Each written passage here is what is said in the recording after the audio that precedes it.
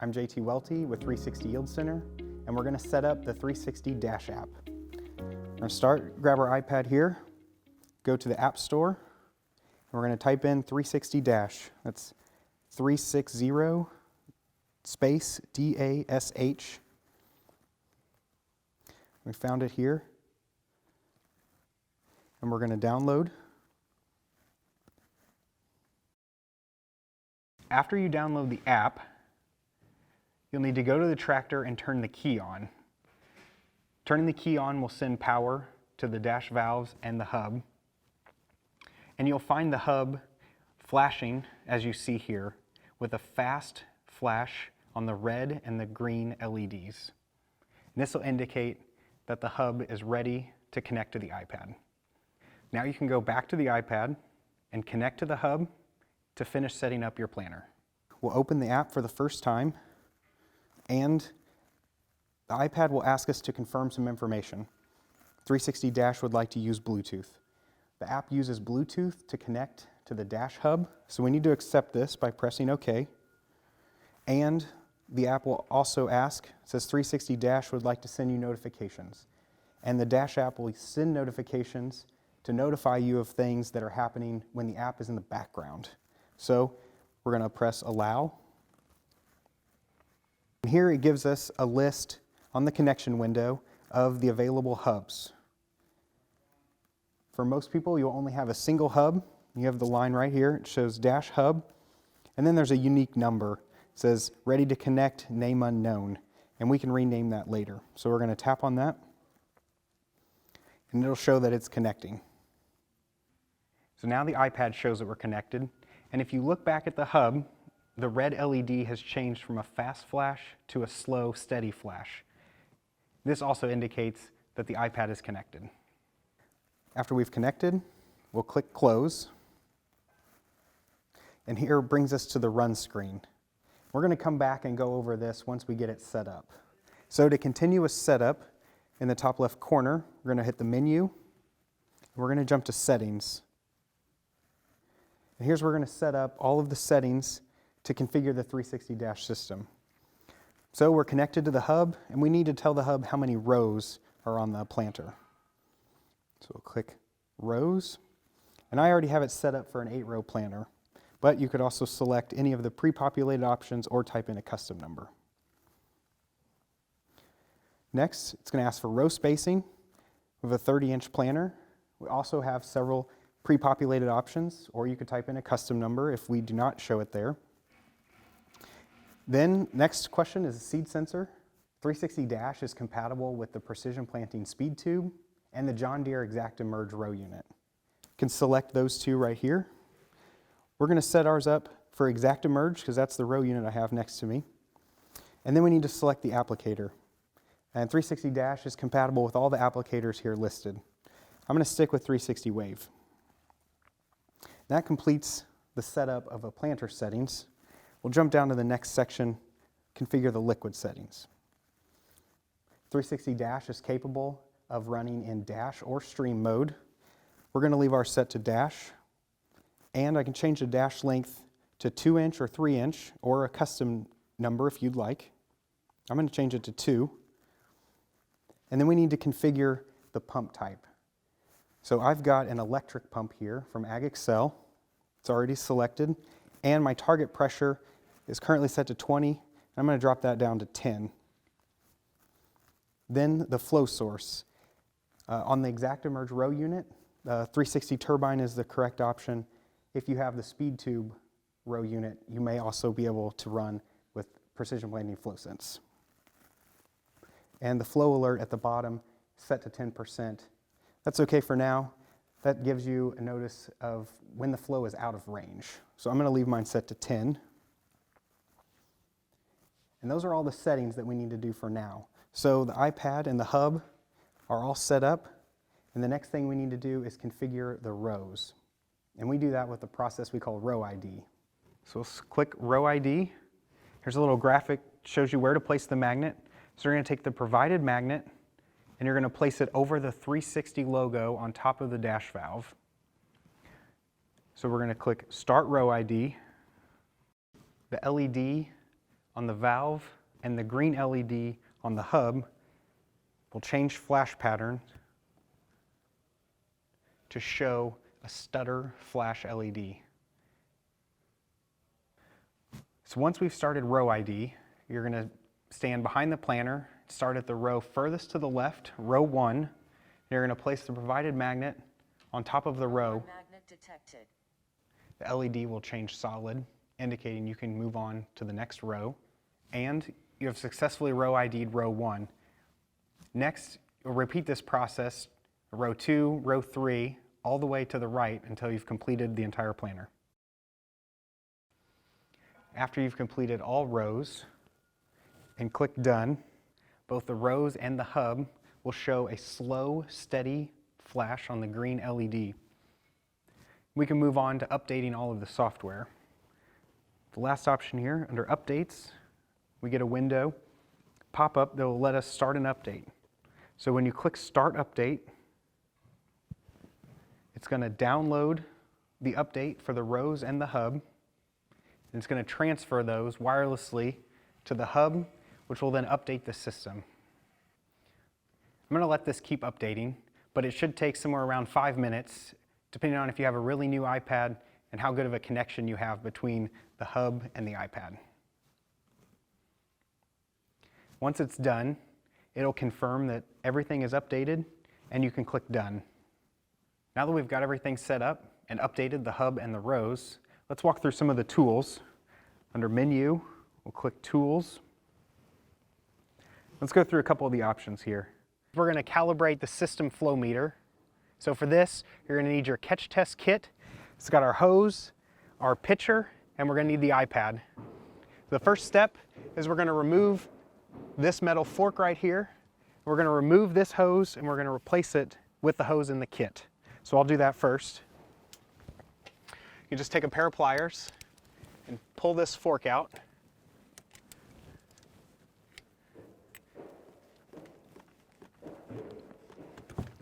Okay.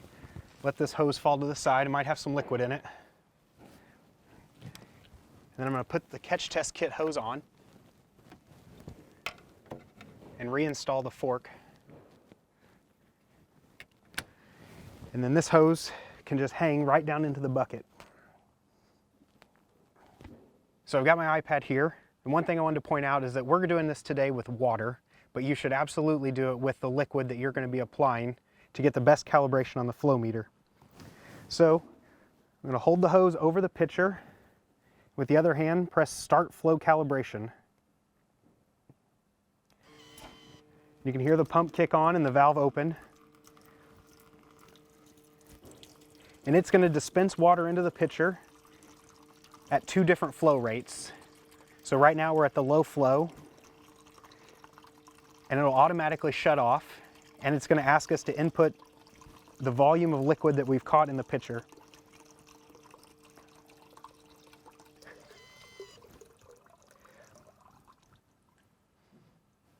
Okay, so we just want to make sure that the hose is empty into the pitcher.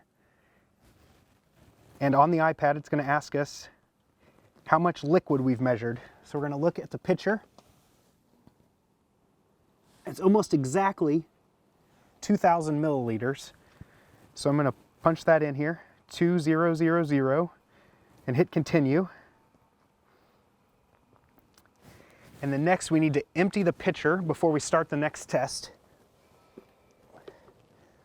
So I'm just going to pour this out.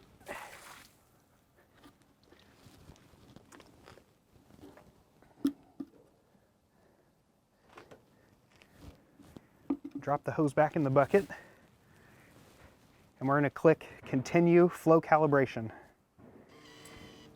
Now it's going to run again, but at a higher flow rate. Okay, we're almost done. And the valve will close, the pumps will kick off. Empty the hose again. We're going to look at the pitcher. Looks to be right about 2,500. So I'm going to type that in, 2500, and hit Continue. And here we had already calibrated this one before, so it shows that we've changed the calibration by 1%, so we're going to approve that. And then click Done. So we've successfully calibrated the system flow meter. Like I said, we did this in water, and we'll come back right before planting and recalibrate it again with our starter. So system health check, the top one, is going to run all of the system. So make sure you're in a good location because a lot of liquid's going to come out. Ideally, before you go to the field, you'll want to run this with the liquid that you're going to apply during planting. But for now, you could just run water, but remember to come back and do it later. We'll click Start Health Check in the bottom here. We're going to do a simulated speed of 6 miles an hour. We're going to plant 35,000 seeds an acre. And the rest of these, it's going to pull from the settings that we set up earlier. We've got a 2-inch dash, a rate of 5 gallons an acre, and a pressure of 10 psi. We're going to click Run Health Test, and that's going to start the process. And you can see the system start up. It's going to stabilize. It's going to run for about 30 seconds here. And then it's going to start acquiring data. It's going to run through a list of checks, and it's going to generate a report at the end and give us an idea of how the system would perform once we get to the field. So now we're acquiring data. Almost done. Now it's completed the check. The system will reboot and we can generate a report right here on the app that we can take a look at. Let's take a look at the results. So here's all the different parts of the system that the app was checking. You'll notice in the bottom right, the calibration section. And what we're looking at here is we're checking the row calibration for the flow meters against the calibrated flow meter at the hub that we did in the previous step. We notice that it has reported that it failed. It's not unexpected. We recently changed from water to starter. So we need to update the calibration to match. So we're going to click Adjust Calibration in the bottom right. And the app reports that the flow meter calibration needs to increase by 24%. So we're going to accept that and approve by clicking Adjust Calibration. The next tool in the list is the valve health check. So we'll select that. We're going to check the calibration. What this is going to do is going to fully open and fully close the valve to make sure that it has full range of motion. And again, during this test, if your planter already had liquid in it, some liquid may escape the tube whenever you're doing this test, so just be mindful of that. So here was generated a report for us, and in this case, all 8 rows passed as expected. And we can hit close. So another one of the tools that we've built into the app is called Purge-Prime, and what it's going to do is just going to open the valves a little bit, and it's going to run the pumps at a really slow speed. And you can use this to flush air out of the system, or at the end of the year, if you need to run water through it, flush all the starter out of the system before you put it away. It could also help run the winterizing antifreeze through it. So here we're just going to show it. I'm going to put our finger on the button, and as long as you're holding the button, the pump will run. And you can see we're just dispensing a little bit of water out of each row. And as soon as you let go, the system will be completely primed or purged, whichever one you were doing. So another tool we have in here is called Demo Mode. And that can be really beneficial to use before the season starts when you're still in the barnyard. And I've got it set up here for a simulated seed spacing of 6 inches and a simulated speed of 6 miles per hour. And you want to punch in the numbers that are as close to your operating conditions as possible. And we're going to turn both of these switches on and head back to the main page. Now we can see that the system is running in simulated mode for both seeds and speed. And this can really just give you the confidence that everything's going to run when you get to the field. Okay, so while we're running in demo mode, let's just take a minute and walk around the app. So in the top left, we've got the menu, and we've been using that already. Stay on the home screen. Then just below that, we've got the system on-off button. And that one is really more of an enable switch. You turn that on, and it says that the system is ready for when it sees the first seed. Next to that, moving to the right, we've got total gallons used as measured by the system flow meter. Moving right one more box, we see the GPM, and that's measured at the system flow meter as well. And in the middle, we've got the PSI, and that's measured at the outlet side of the pump, and that's what we're actually controlling to. We want the pumps to provide a constant pressure for the system. In the next two boxes, we show simulated, and they're both yellow, and that's because we're in demo mode. But those will report a number of shots per second, also a number of seeds per second.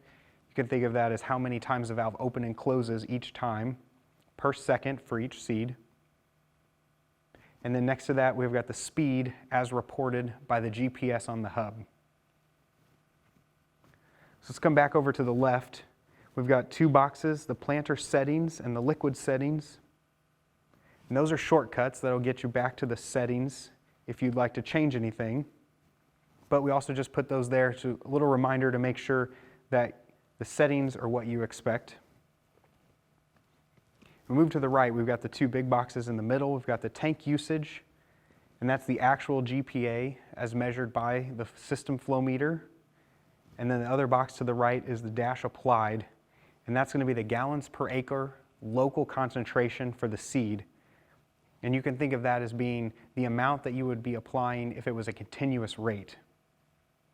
So we're showing a 5 gallons per acre local concentration, which matches our target that we've set on the far right. But we're only showing a tank usage of 2 gallons per acre. And the difference of that is the savings that you're getting from dash. So right now, because we have a 6-inch seed spacing and a 2-inch dash, we're getting savings of somewhere around 60 to 65%. And below that, we've got the row gallons per acre local concentration, and that's across the whole planter. There's all 8 rows. This kind of gives you a way to glance and see if any row's misbehaving. If something sticks out to you, you can click row details on the far right over here, or you can get to it through the menu under menu and diagnostics. And here we've got some options both at the system level and at the row level. And you can dive in as far as you want down into row. Here's row 1. Here's all the information that we're reporting about row 1. This just really gives you a really good view into what's happening in the system and give you the confidence that Dash is working great.